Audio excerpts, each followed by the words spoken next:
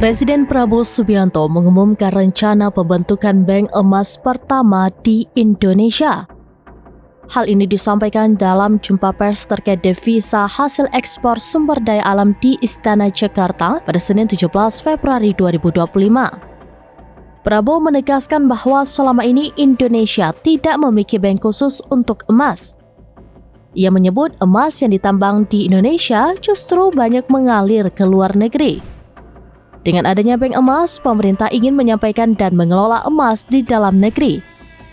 Presiden Republik Indonesia memastikan bank emas akan diresmikan pada 26 Februari 2025.